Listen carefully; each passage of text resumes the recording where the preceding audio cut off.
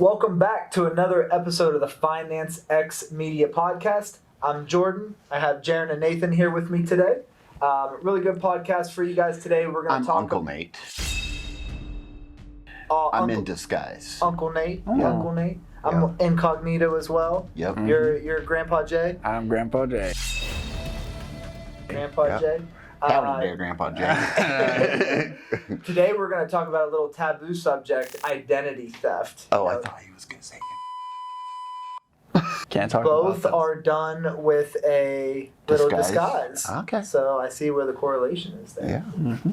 You know, identity theft is something, it's hard for people once it happens to ask for help because they feel like they did something wrong. Most likely you did. But it's embarrassing. It's embarrassing. Essentially, identity theft, it's an unauthorized use of a personal info for fraudulent purposes. Stay tuned for the rest of this video, and we're going to drop a gem on how you could protect your identity best this tax season. Protect yourself. You want to go into ways that people do steal identity? Yeah, so typically when an identity is stolen, it's because your social security number is taken, because that's really the main thing that differentiates your tax return from, let's say your name's John Doe. There's other John Does out there, but you're the only one with your social security number. So that is the primary piece of information that gets stolen. And nowadays with email and text message, people sending stuff, it's really important to make sure you're password protecting and stuff, because once that gets stolen, what they usually do is they'll create a fake tax return. And this can be done for any number of reasons. Maybe they want to get approved for some mortgage. Maybe they want to use it to get another credit card or something. Or a in refund. Your name. Yeah, or a refund in your name. Falsified refund. I know when COVID happened and the 1400 was being sent out, a lot of identity theft being taken, people trying to get that $1,400. So Yep. And every year tax returns get rejected for this very reason, just because whoever files first, they're the ones that the IRS accepts. And then after that, you're going to have to use what's called an identity protection pin. So first you file an identity theft affidavit with the IRS, and then every year you need to enter in a 6-digit identity protection pin. every year you have to do that. Every single year, and it's to be honest, it's a pain. But unfortunately, it's the only way that you can prove to the IRS that it's you. You go through their ID Me software, which I think nowadays it has you record a short video as well as your driver's license. I wish I got to do that. My video would be. It would be great. Oh, the things you would do. I got a couple things to show the IRS. They would send your video up the chain for a manager. Oh, it would go right to the management. Yeah. And right to HR. Exactly. And, we see a lot of these happen with dependents as well as medical professionals, just because those two groups, their information's, it might be in a bigger system that's being held, and if that system gets leaked. Blue Cross hack. Right, we can't say that, but Blue Cross. Blue Cross.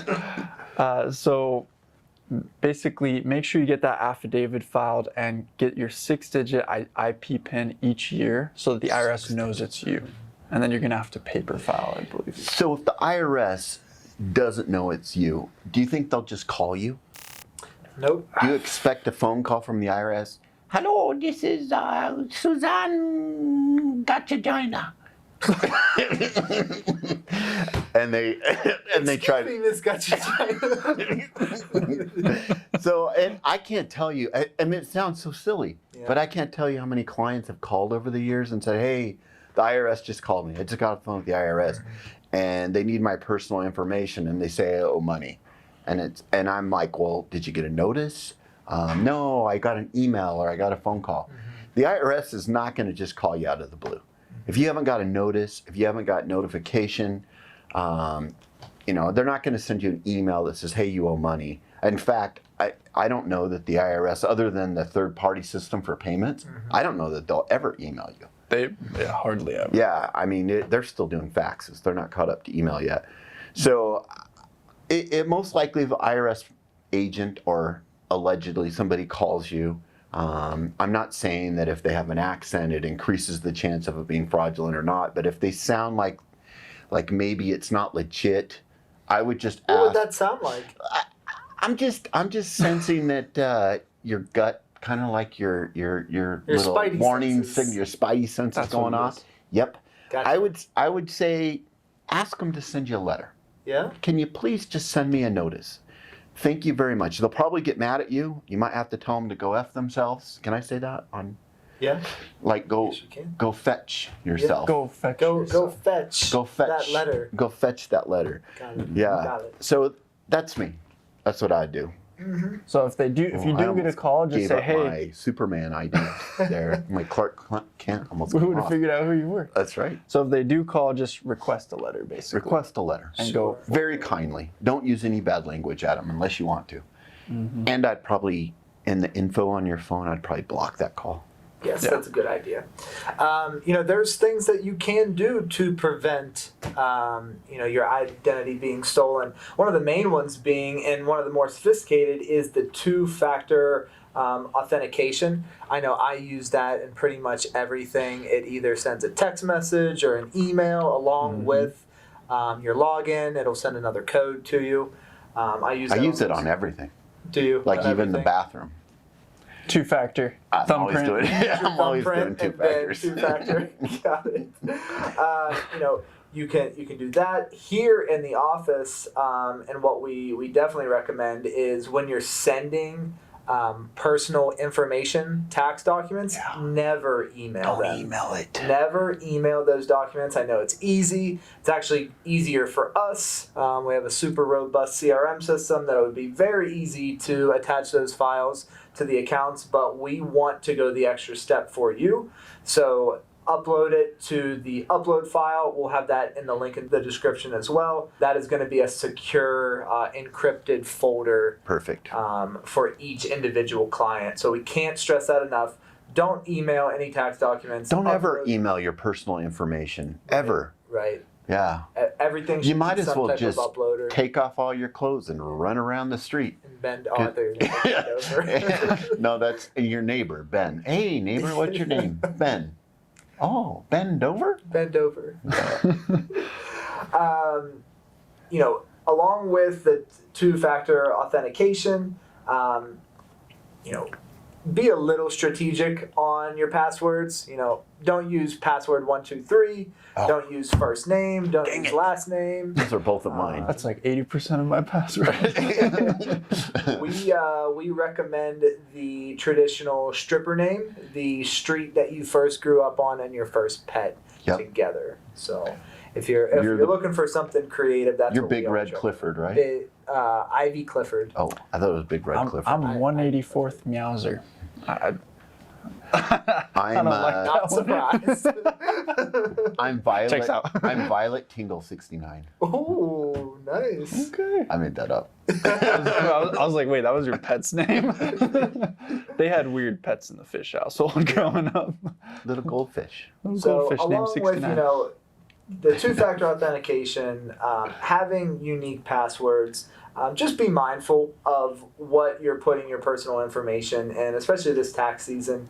I've talked to several clients that work, within the government sector, and one thing that they keep stressing to me is, they're a little worried about our cybersecurity here within, as an overall country. Here at our firm, I know we go above and beyond to make sure our servers are locked down, multiple authentications to even get into our tax software, our CRM system. It's a pain sometimes. It is a pain, but it's nice knowing that, Yeah, we have to are do it on doing- every login. It Yep. re-goes through the whole process. Yep. So we're doing what we need to do to protect your information. So you want to make sure you do the same.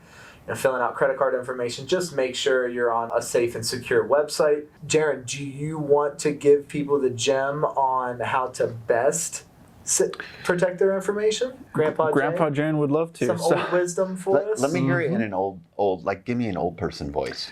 Well, you got to use LifeLock, son.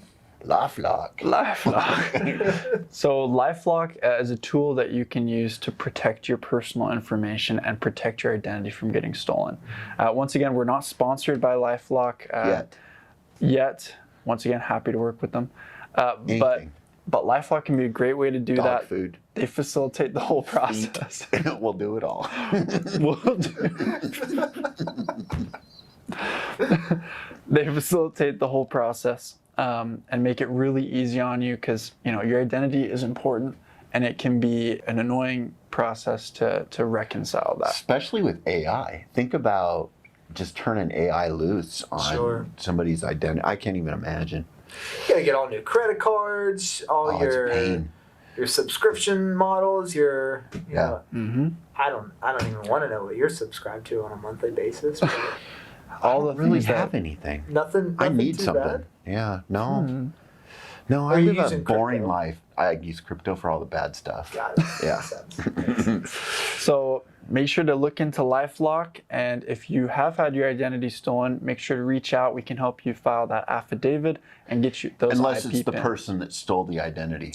If you're the stole identity stealer, please don't. we're not helping you. We're If that's not the case, gonna if you help. have a business You're doing criminal. that, let us know and we can Unless they structure pay us, that. unless they pay us with crypto. We'll structure that, pay us with crypto, and it's a win-win. We'll put our situation. incoming wallet address below. You can deposit as much crypto as you'd like there. No limit. That's right. No cap. So make sure to like, comment, subscribe, and comment down below if you've ever had your identity stolen and what that process was like. I'm sure others would like to hear. So stay tuned for more videos from Finance X Media.